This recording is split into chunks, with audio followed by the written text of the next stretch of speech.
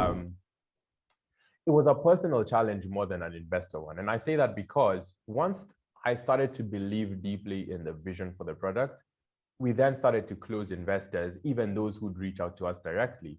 What's even more interesting is investors who previously rejected like investing in Honeycoin are now current investors, just solely because I chose to push past that and then just continue to scale the platform, continue to show like very impressive traction. And I think that's like one thing that looking back, that was like the difference between me saying, I'm just gonna shelve this, like it's not even worth the trouble, because there are some war stories to tell. But that was it was a big challenge initially, but right now I'd say it's very natural. Like I even enjoy having these kind of conversations because I think the framing has also changed completely. Like now it's not me pitching this idea or potential of a product. It's now like investors coming and saying, we love what you're doing, like we'd love to invest as well. And I think that's a really it's a blessing, and it's something that definitely came out of just going and pushing past that very challenging period of validation and self-belief as well, in just what you're doing and what you're building. Yeah, I think actually, if anything, that might be one of the biggest challenges, like even in anything that I'm doing, Yeah. like getting that past that point of getting out of my head.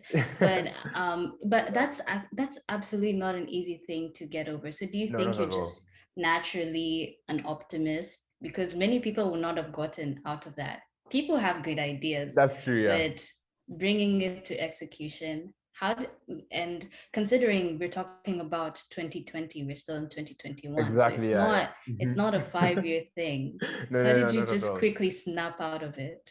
I think it was what helped was, and I can't even just put this on myself as well, is I think the support system I have in my family, in the people around me, my friends, I think that was a very significant contributor. Like I can never ever take the credit and say, it was just internal self-belief and grace and Yeah. whatnot, because I think that it would have been much tougher if you had people who they saw what you're doing and they just immediately put you down. Whilst there are still those people in my life, that's a small cohort of the like really massive support system that I have in just a few individuals. But that's really all I needed. It's like a very simple gesture, like your friend texting you and saying, yo, I just downloaded the app and it's amazing. And that now fuels me and like to think, maybe what I've built is actually valuable. It's and it will provide value, but it's also in. So before Honeycoin, I had previously built a number of products, and these were then acquired by different companies. And this also provided for a lot of confidence in my ability to have done this and to continue doing this. But I can't say it was easy because doing something in the past and doing it again, those are two different things because it's a different situation. You're in a different stage of life. The way you think is different. So it was like, it's not the kind of thing where like, if I've ridden a bike, I'll be able to ride it again. It was Yeah. more so like, if Riding a bike and then riding a motorbike. yeah, exactly, yeah. Or riding a bike and then driving a car, because I feel like Okay. the products are completely different. Whilst it's the same coding, whilst it's the same tech, it's like you have to then convince yourself over again and convince yourself on the problem, convince yourself on the vision for the product. But that early validation and that I'll say self-motivation was one of the most significant drivers in just me being here. And not only that, but just the support system that I had, and my faith being a primary like factor, and even just like pushing past that and just trusting God to carry me through the hardest of times and the like the war periods, so that at least when we're raising glasses and toasting to like the successes, at least you'll be able to remember like that particular period. Yeah. That was really Yeah, for sure. It also humbles you and keeps you grounded. oh yeah, Make 100%. sure your And head doesn't grow too big. no, and I think it's so important to then go through those moments, because humility being something that I value deeply, like those moments as well are such a stern reminder that we're only human and we'll always fall short, which is something that I think for the most part everyone should realize. So you don't be too hard on yourself, and like always try as much to push past that as well. Yeah. And so now that if you try to look back at pre-pandemic and Yeah. do you think that your success so far with Honeycoin would have turned out as it were not for the pandemic? Perhaps maybe you would not have had the time, so maybe you would have Yeah, delayed doing yeah. what you're doing to a later time. But even if that were the case, do you think that the ideas, the way they came together, the kind of people that you're now working with, the realizations that you've had, do you think that how different would that look? I think it's quite interesting. Like, I definitely think, and I really believe that things would have turned out very different. So, like, where I was working before starting Honeycoin was a really good company. I was getting paid really well as well, and so it wasn't like I would say, whilst I would have been okay, it wouldn't have been the same because, like, where I'm at right now, working on Honeycoin, I'm honestly living my best life in so many ways just because of every Mm-hmm. single thing that's happening right now. I think I would have been okay, but just going through life. Like, I don't think I would have started Honeycoin at all because I wouldn't even have had the time. So I'd have been thinking about different things. I'd have been thinking about different opportunities. I wouldn't have met any of the people I've met, by the way, like if I hadn't Wow. started Honeycoin as well. And it's also like the thing that's impacted me the most is I also believe that I wouldn't have been able to inspire other people if I didn't go through the pandemic or if the pandemic wasn't there, because then I would have just been in like my, like my room coding, and like everyone knows you for something else or as Yeah. the person who does X or does this, and never really for something that you're deeply passionate about. And I think Yeah. yeah, I can definitely say that my life right now would have looked very different. I also don't think we'd have been having this call if the pandemic didn't Yeah, happen. I would never have known. I would probably ask, so does David still make music? We need another jam. When is the Yeah, album dropping? But you I would have know. never imagined that there's this other genius side of you that Oh, also yeah. does Oh wow, other genius. genius That's things flattering. besides because even in music, you're very, very good. Thank you. I appreciate that. No, that actually means so much. Yeah. Yeah. But yeah, Yeah. I definitely can say like things would have looked very different. I would probably be right now in the UK as well, studying and working still. Um, Mm. but yeah, I don't know. Things would have turned out very different. And I'm just grateful that I'm not grateful. Okay, I don't want to say this in a way that makes me seem like a bad person. I'm not grateful the pandemic happened or the COVID and all of that, but I'm grateful that in the experience of it, like this is what Yeah. I was able to bring out of the whole Yeah. experience, like, and not just let that tie, me down in any way as such. Yeah, for sure, for sure. Mhm. And so now I guess everyone is kind of looking into post-pandemic future. What do Yeah. you think that looks like for you? For me, I think definitely working on Honeycoin, but like, Mm. well, I would say Honeycoin in the next even 2 months will not just be Honeycoin as the remittance wallet. Like I mentioned, the products that we have, it'll sort of like be an Yeah. ecosystem of these products. But how the Mm-hmm. future looks like for me holistically is just, yeah, definitely continuing to work on Honeycoin, but also continuing a lot of things on the side that tie into my vision, not only for like how I think about empowering different individuals or telling like these kinds of stories. And that's why I love like what you guys are doing with Silver Lining, but Mm-hmm. in also just being more involved in developer communities and building and vocalizing a lot of the things that I believe about like young founders, young software engineers. And this just ties into like some of the initiatives that I'm part of as well, like Mm-hmm. the Google Africa Developer Scholarship, which actually trains like, so the goal is for us to train like 30,000 developers, but how we do it is we then break this 30,000 into small teams. I definitely want to do more of that. And also, hopefully, if things go well with Honeycoin, and this is a hopefully and very rhetorical, I also want to start maybe a fund that will then just be deploying capital into like young developers to help them like kickstart their projects. Because that's something that I think is really lacking, and where we can actually then, if we're able to do that and empower these individuals, then we'll actually start to build a lot more homegrown products that are still Yeah.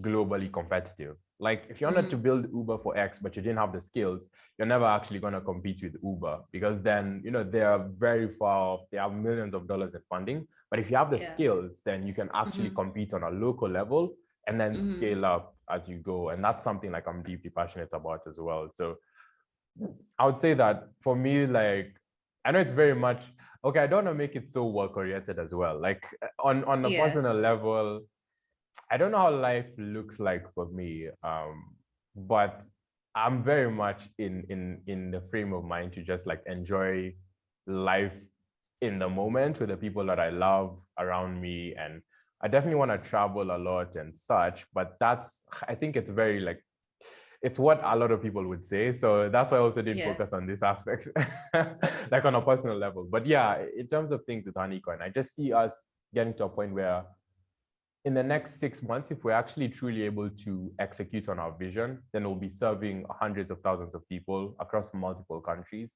and providing a ton of value to people who otherwise were overlooked or just completely underserved. And I know underserved is sort of like a buzzword. So, but in the way that we think about it, we're actually definitely tackling these problems head on. And I think that's why we'll be able to succeed if we truly execute on the vision that we have, like for the product. And now I can say we, which is a good thing. Like before, when I was saying we, it was just me. Yeah. Like but David Nandwa and I. yeah, like me, myself, and I. But no, like for sure, it's something that I think the future is so exciting, like super bright, and just like when I think about it, I'm not the 100% optimist type of guy, but just thinking about the future right now with everything that's happened, everything that we've been through, as a nation, as people, as Gen Z and millennials, as this demographic, what we've been able to overcome just gives me hope for the future. And I think it's like, definitely so excited to see what's there to come. Yeah, for sure, for sure. And do you think that there perhaps some practices that you had when it comes, especially to Honeycoin, how you've been dealing with the business, working with your team, that will no longer be applicable when we kind of get back to some sort of normalcy? I'll say the one would be like, there are a few, but I'll just like three that come top of mind would be one, remote work. So whilst I am primarily like a digital nomad type of person, like I've already been getting like, most folks on the team right now saying, yo, when can we need to be having like in-person meetings and such. And I'm just like, yo, guys, let's stay remote, but I can't push back forever. So I do see a hybrid work model being employed very soon, like where we'll probably have like a few in-person days and a few like remote days, definitely mostly remote. Another thing is, I think we'll start to move slower just because there's now a level of hierarchy in terms of making decisions. There's now even a lot more opinions on the types of sort of like the direction that we should take. What I do still and believe that I believe that, yes, whilst I still will be the one who will be making the decisions on the roadmap, like how I want to even build a company is, very much collaborative. So not in me saying, I have the final say, I'm going to start at this, and being very rash and very brash, sorry, on like how I think about these, like the decisions and such. But I do see us then being a lot more collaborative, but definitely moving not significantly slower, but just, slow, because we then want to consider and value every single opinion that will be like, within the team. The third one and final one is just, I'd say the pressure will be more. And I say that because, like when you have people who are now part of something that you started, then the pressure to succeed is more, because especially if it's the people who are working with you are all getting paid because you guys are working on the same company that's providing value, and from that value they're getting paid from it. I do see a scenario where like the pressure will be more and more significant as you go along, but it's not something that's intimidating. It's just something that's, I know for a fact, will be there, because the pressure will only increase for us to succeed, for us to keep like growing and scaling. But it's an exciting pressure. It's like the kind of anxiety that's good. It's not like bad. Yeah, for but sure. I'll say those are I the think three you, things, sorry, go ahead. No. I was just gonna say like, those would be the three things that I think will probably change, now as the team expands and such. Yeah, it sounds like you really kind of thought ahead. And yeah, I was just gonna say that I think the kind of pressure that is the hardest, you Yeah. already overcame that. That's like the Oh yeah, that internal battle. pressure. Like you Yeah. already got through that, and you already got people to kind of believe in the idea. So Yeah. the other pressure that you now get, I think that could only drive you forward, Oh yeah, for sure. So Yeah, for when sure. you get to moments where you're kind of doubting the idea, or as you've said, it's gonna get to a point where it kind of slows down. And Mhm. when you're thinking, okay, this it's slowing down, Yeah, and you're like thinking, okay, maybe this is not gonna work out. yeah. You already have people on your team. You already have people who are probably gonna wait to get paid. So it's Yeah, gonna that's like just be a driving force. yeah, because you're just Yeah. thinking, yeah, now it's the stakes are higher, but what we're doing is so much more significant. Like, now Yeah. with a couple of 1,000 users, it's okay because it's like we're still a small startup. But when you get to the Mm-hmm. hundreds of thousands, the millions, it's like now it's not only the team, but it's also the users. Like Users letting as well. someone down could be the difference between someone making their rent or making their school fees or getting money to pay for something that's crucial to not Yeah. getting it. So I think like as the stakes go higher, like gets higher on our team, it also gets higher like on our users and the platform and such. But yeah, like I said, it's definitely the kind of anxiety that's fuel like to the fire and not like putting it out in any way. Yeah, for sure. So I think at this point we should kind of start wrapping up. And Oh no, worries. um, Yeah, it's fine. yeah, so what I would ask is, obviously the pandemic has been mentally challenging for a lot of people. Yeah. So I guess what advice would you have for people maybe trying to balance a business, ideas, career, passion, and trying to cope mentally as well? If I was, and I tend to shy away from giving these kinds of advice because it's usually wrong. Because not wrong in that I it's guess, the wrong advice, and but if you could what think would of I it advise as, like yeah. myself? Like what advice should Mm-hmm. I give myself? Mm-hmm. Um, like I would say if I was to like give advice to like pre-pandemic Dave and like how Yeah. he was and how he was thinking is I would say to focus less on the opinions and life stages of people and focus deeply on your how you think about and believe in what you're doing and even the stage of life that you're at. One thing that I think hinders for the most part that I've personally experienced growth is like one-to-one comparisons with where people are and what they're doing.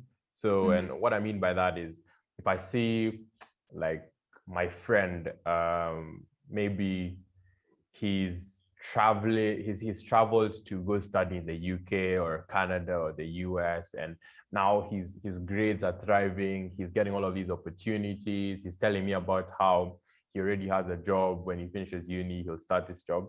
I can start to think about that, and if I'm in a different situation, I'll be like, like I'm probably a failure, like I'm slow, like, but I'd the one advice I would give to like that past me or to someone in this particular situation would just be like, life is not in any way linear, like, and it's not a straight line. We all are on different paths. We're all on like at different stages, and there's no set timeline to do certain things. So just start that thing that you've been procrastinating, and if it fails, like, yeah, so it fails, and there's so much more to do. There's essentially more opportunities for you to then continue to exceed or excel in different things, exceed sort of like Mm-hmm. your own potential and excel in different things, as opposed to Mm-hmm. just procrastinating because you feel like you're not ready. Like one of the things that usually has limited me is like me in the frame of mind of like, okay, I'm not ready for that kind of opportunity, or I'm not ready to do this particular thing. Usually the times when you just start, that's when things work out really well. So yeah, like that would be my 2 cents. Like just start and don't focus on what people say. Unless they're Yeah. saying it a lot, then you probably need to have some like introspection on whether or not what you're doing is the right thing. And if it's the Yeah. wrong thing, then you can actually change that frame of mind. But usually I've realized as well, being the contrarian thinker, like doing the thing or going on a path that's very lonely in the sense that not many people will venture and do that particular thing, that's usually the best path to be on. So usually don't take the discouragement as advice, like take it as input, and maybe that will also help in the way you think about whatever you want to do. And the final thing, and this is like the final thing, is like, I would say in terms of, and this is actually a scripture, I'm just forgetting the reference, but like, don't ever let age be a limiter or inhibitor to the things you think you can do. And this is such a testament to my life as well, because most of the things I've done, if I was to put myself in outside of my body, I'll just be like, this guy is crazy. Like, why would you think you can do this or go to this particular place? And the rooms I've been in, the opportunities I've received, is just because I think and abstract my age from anything I'm doing. And that helps to, you know, just give you that fire to say, like, if X person is doing this, I can also do it as well. Even if it takes more time for me to learn how to do it, even if it takes more effort, you can still actually be in situations and positions of influence, of responsibility, like significant responsibility, no matter like how old you are, like 15, 16, 14, 12, 25, 50. Like, age is not like 100% not a limit of growth or potential or opportunity. And that's something that I think about and believe in deeply. But yeah, that would be like my 2020 advice to like pass to me, like if I was to go back and have a discussion with myself. But yeah, that would be my 2 cents. What about you? I'd want to hear at least one thing from you, like if you were to like give advice to yourself pre-pandemic. I didn't really think much about that, but I think I'm gonna kind of come up to that when we just have a casual conversation. Oh, okay, yeah, at sure, the no end, worries. once we wrap up this footage. Yeah. So what I kind of wanted to get back at, how you were saying, age not being an inhibitor for you. Yeah. And I think that's actually one of the reasons why I didn't ask you like how old you were, because I didn't want to focus so much about like, oh, he's young and everything, because you can do all these things Yes. when we're young. But there's also something that you mentioned earlier about sorry, I'm zoning out a little bit. No, it's fine. It's fine. I'll give you some time to think. You probably remember it. Yeah. 1 second.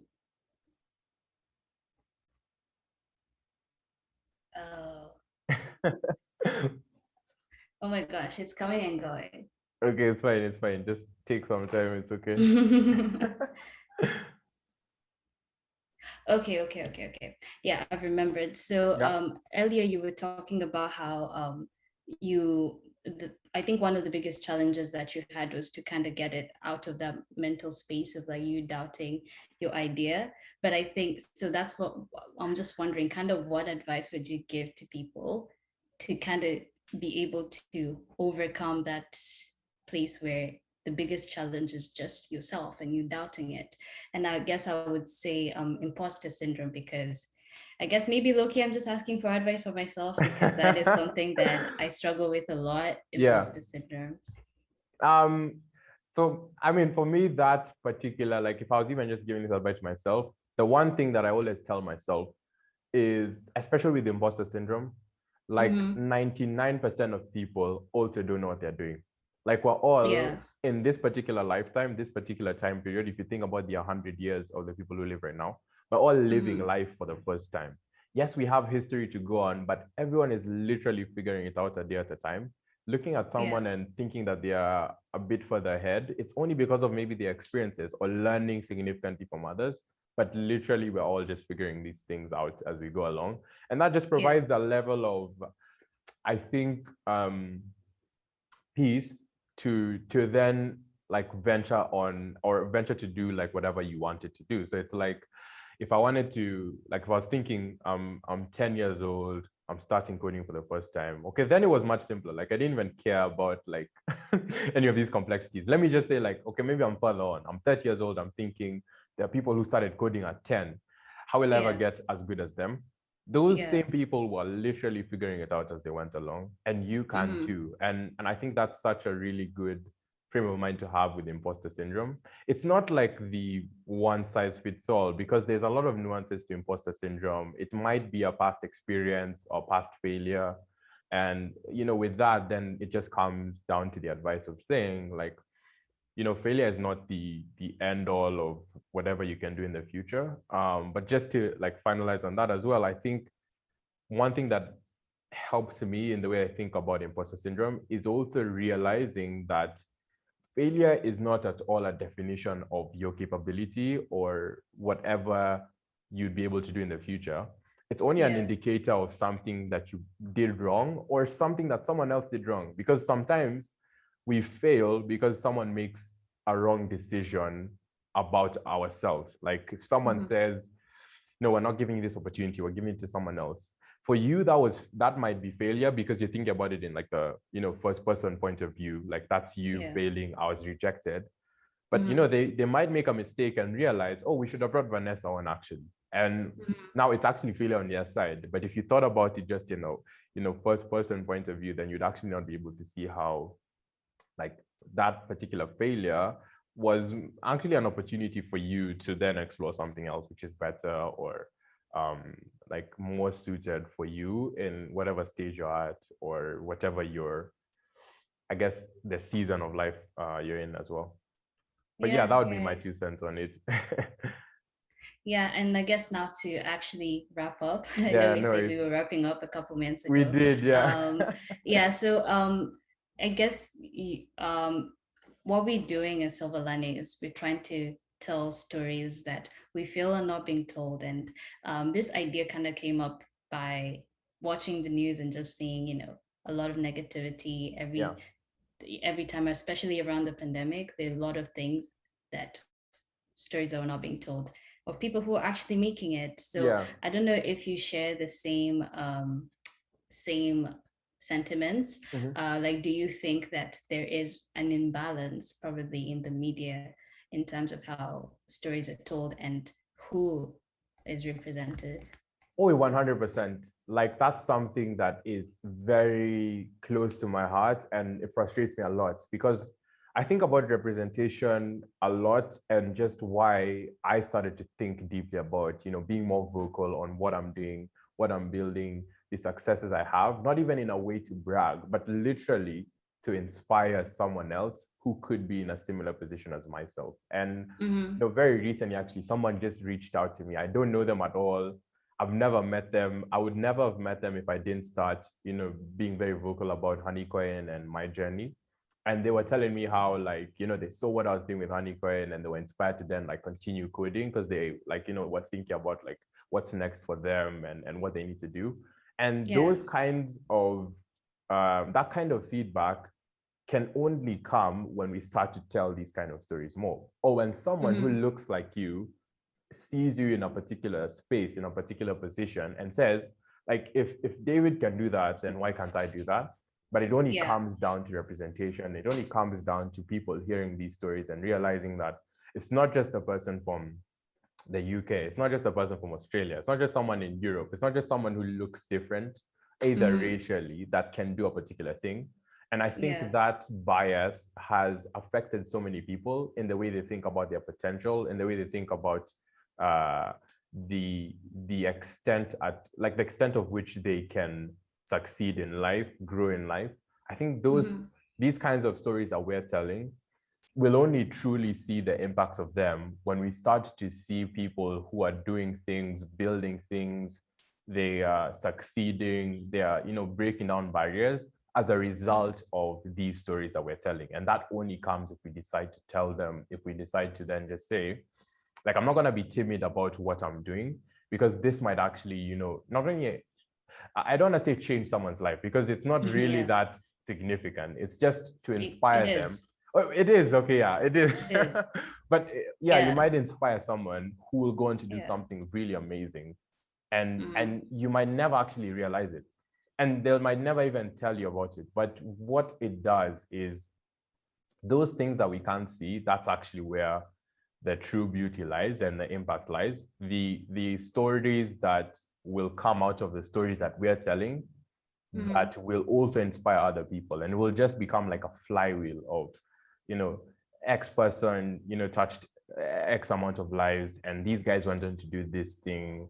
And we see that already, but it's only because we've started to be so much more vocal about it. We've started as I guess as a community, as a continent, to think deeply about this. And that's why, like I said earlier on, like I really love what you guys are doing. When I heard about the initiative, I was already sold. Like I wanted to see how it can be helpful and such, because it's something that's lacking here and something that definitely is 100% needed. And yeah, that's like my take on it. But I definitely like really believe in like this particular like vision, the mission and the goal for, you know, something like silver lining, and just telling more stories like this.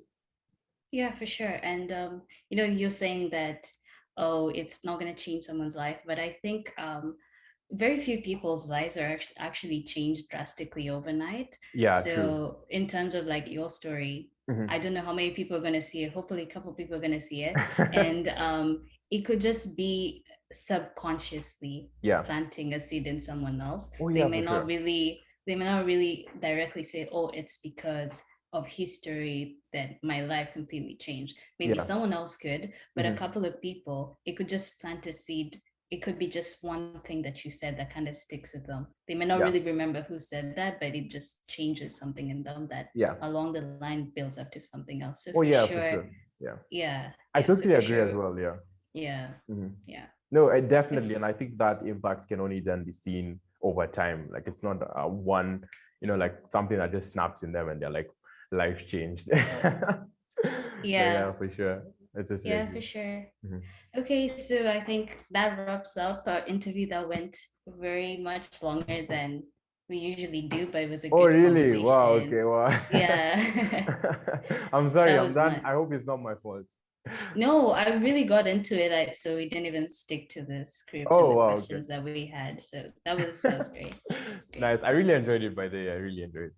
Yeah, me too, me too, me too. Yeah. And thanks so Yeah. much.